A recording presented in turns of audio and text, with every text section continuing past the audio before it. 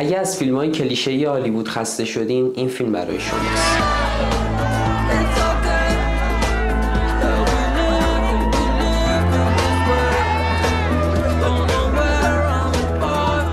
سلام، اینجا چیت کده و امروز میخوایم در مورد فیلم Another Round صحبت کنیم. این فیلم دانمارکی برنده اسکار محصول سال 2020 که نقش اولش رو مدس میکلسن بازی میکنه. فیلم در مورد 4 تا معلمه که با یک تحقیقی مواجه میشن. اون تحقیق در مورد اینه که انسان در لحظه تولد غلظت الکل خونش 0.5% کمتر از چیزیه که باید باشه و اگر روزانه اونقدری الکل مصرف بکنه که 0.5% غلظت الکل توی خونش بره بالاتر، توی تمام کارهاش عملکرد بهتری داره. و حالا این 4 تا معلم تصمیم میگیرن که این تئوری رو روی خودشون تست بکنه. هالیوود تاثیرگذارترین عنصر سینمایی توی کل دنیاست و بیشترین تاثیر رو روی سلیقه سینمایی کل مردم جهان داره و همین باعث شده که تمام فیلمایی که توی هالیوود تولید میشن طبق یک خطکشی خاصی، طبق یک سیاست‌های خاصی و طبق یک استانداردهای خاصی تولید بشن، یک شکل و شمایل آشنایی داشته باشن و با سلیقه اکثریت مردم دنیا یا همسان باشن یا حتی جهت دهنده اون سلیقه باشن. و حالا فیلمایی که خارج از این فضای هالیوودی ساخته میشن، چه فیلمایی که داخل خود کشور آمریکا به صورت مستقل تولید میشن، چه فیلمایی که جاهای دیگه دنیا تولید میشن، زمانی که از این خطکشی‌های هالیوود پیروی نمیکنن و زمانی که این استانداردها و سیاست‌های هالیوود رو توی ساخت فیلمشون دخیل نمیکنن، انگار برای طرفداران سینما توی سرتاسر دنیا یک شکل و شمایل ناآشنایی دارن. یعنی اون چیزی که از یک فیلم سینمایی توی ذهن ما شکل گرفته، اون شکلی از فیلمی که هالیوود تولید میکنه و ما زمانی که با یک فیلم غیر هالیوودی مواجه میشیم خیلی باهاش راحت نیستیم. حالا همه اینا رو گفتم که بگم این فیلم یک فیلم غیر هالیوودیه که خیلی سریع باهاش راحت میشین و در واقع یک تمرین خوب برای سلیقه سینماییتونه که میتونه کمکتون کنه یک تجربه غیر هالیوودی از فیلم دیدن و از سینما رو تجربه بکنید و همچنین با سینمای اروپا هم بیشتر آشناتون میکنه. البته که بازیگر نقش اول فیلم مدس میکلسن برای طرفدارهای هالیوود هم شخصیت آشناییه و ما تو خیلی از فیلم‌های هالیوودی هم دیدیمش.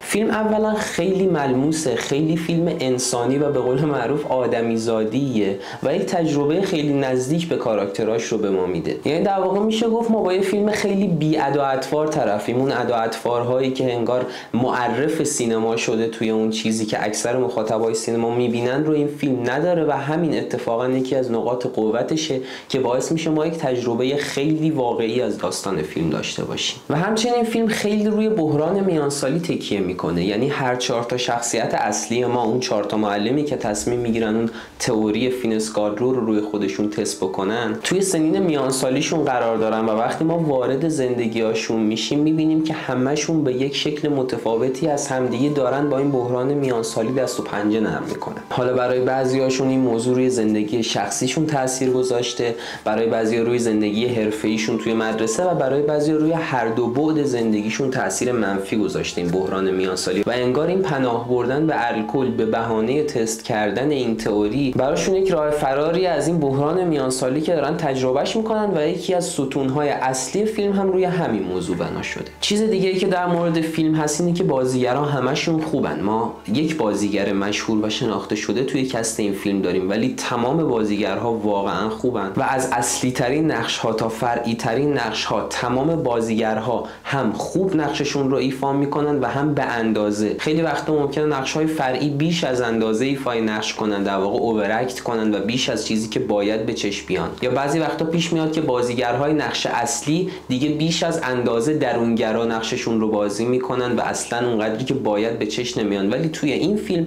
تمام بازیگرها واقعی و به اندازه و خوب نقششون رو ایفا کردن. و جدا از اینکه بازیگرهای تمام این نقش‌ها خیلی خوب کارشون رو انجام دادن، خود فیلم هم چه در فیلمنامه و چه در کارگردانی و به تصویر کشیدن حوادث به تمام شخصیت‌ها به اندازه پرداخته. یعنی باز هم ما اینجا میزان پرداختی که به تمام کاراکترها داریم، چه کاراکترهای اصلیمون و چه کاراکترهای فرعیمون، به اندازه و در جهت داستانیه که فیلم داره تعریف میکنه. که البته توی این مورد من ترجیح میدادم که به بچه‌های نقش اصلی ما یعنی مارتین بیشتر پرداخته بشه. من حس میکنم که از این بچه‌ها داستان‌های بیشتری برای تعریف کردن وجود داشت و ما انگار یک مقدار برای ارتباط برقرار کردن با فضای داخل این خونه و داخل این خانواده نارسایی داریم. و این نارسایی از کجا میاد؟ از پرداختی که میتونست به بچه‌های این شخصیت اصلی بشه ولی به اندازه کافی به نظر من نشد.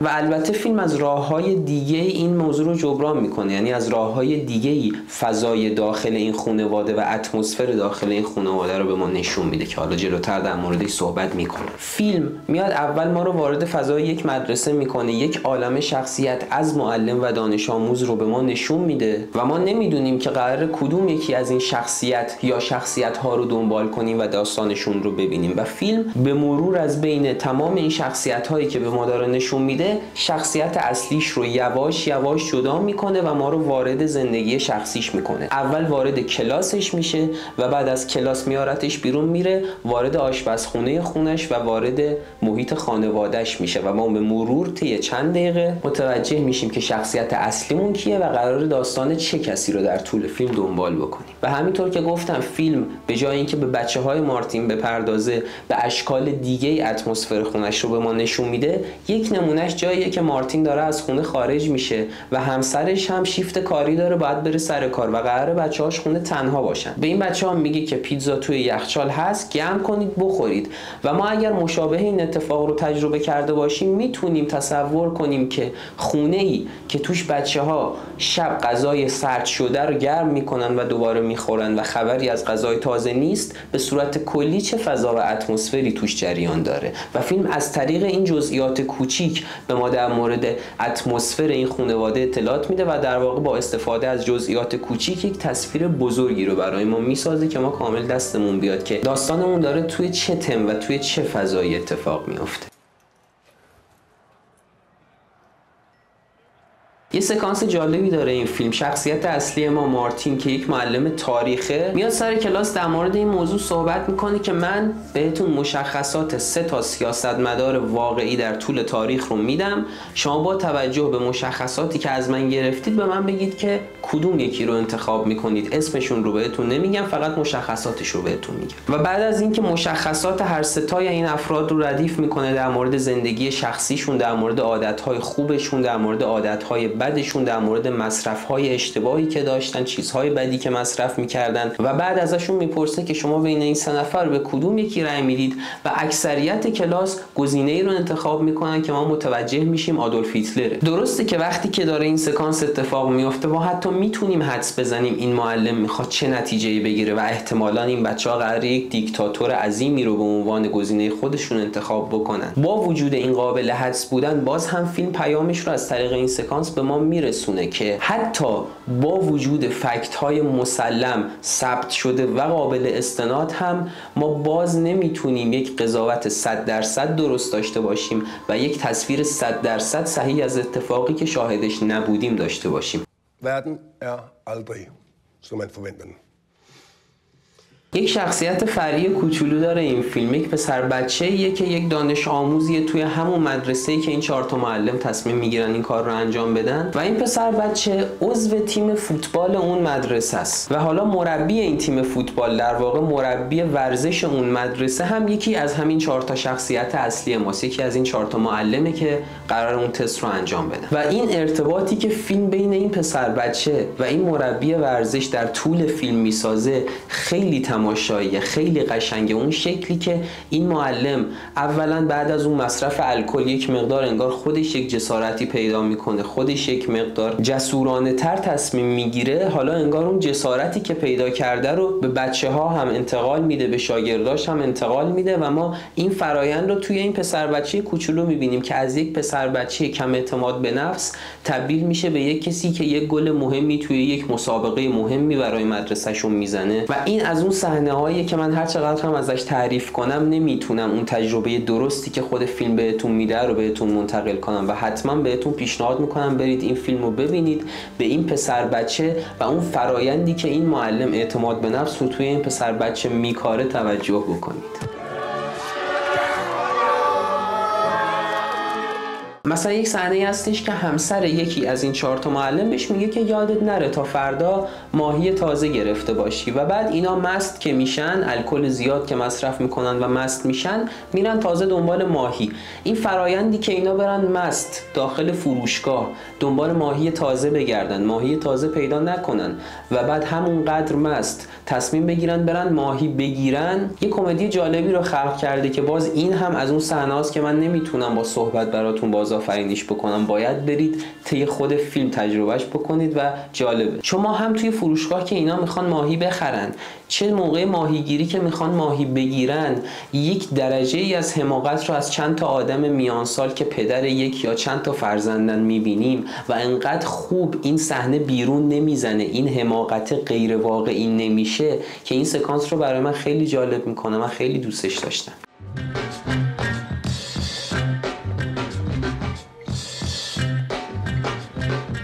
ما توی فیلم ها و سریال هایی که دیدیم با یک عالمه مرگ مواجه شدیم. یک عالمه از شخصیت هایی که دوستشون داشتیم توی فیلم ها و سریال ها مردن، یک عالمه از شخصیت هایی که ازشون متنفر بودیم مردن و من بین تمام این مرگ هایی که توی تمام فیلم و سریال ها دیده بودم کمتر مرگی رو دیده بودم که به اندازه مرگی که اواخر این فیلم اتفاق میفته غمگین کننده باشه. و اتفاقا جوری که به این مرگ میپردازه اصلا دراماتایز شده نیست، یعنی اصلا مرگی دراماتیکی نداره این شخصیت، اصلا موسیقی حماسی حین مرگش پخش نمیشه و اصلا ما همزمان با مرگش نمیبینیمش، بلکه خبر مرگش رو میشنویم، ولی غمگین بودنش و تاثیرگذار بودنش از تمام اون مرگ‌های دراماتیک دیگه‌ای که دیدیم بیشتره و همچنین پیامی که میخواد برسونه که تماما متضاد با محتواش هم هست. پیامش ارزش دادن به زندگیه و داره از طریق نشون دادن یک مرگی این رو میرسونه و این هم این سکانس رو برای من خیلی خاص و جالب میکنه. و سکانس انتهایی و پایان بندی فیلم هم یک رقص خیره کننده از شخصیت مارتین با بازی مت میکلسنه و جدا از اینکه این رقص چقدر به خودی خود جذابه، چقدر اینکه این شخصیت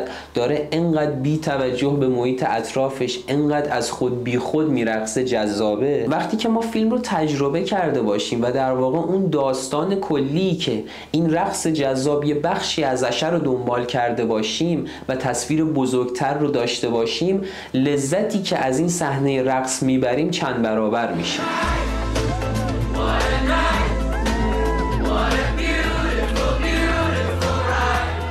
در نهایت یک بار دیگه بهتون پیشنهاد میکنم که این فیلم خیلی انسانی و قابل لمس رو از دست ندید و از دیدنش لذت ببرید. ممنونم که ویدیو رو تا اینجا تماشا کردید. اگر از این ویدیو خوشتون اومده لایک، سابسکرایب، اشتراک گذاری رو فراموش نکنید و میبینمتون. فعلا.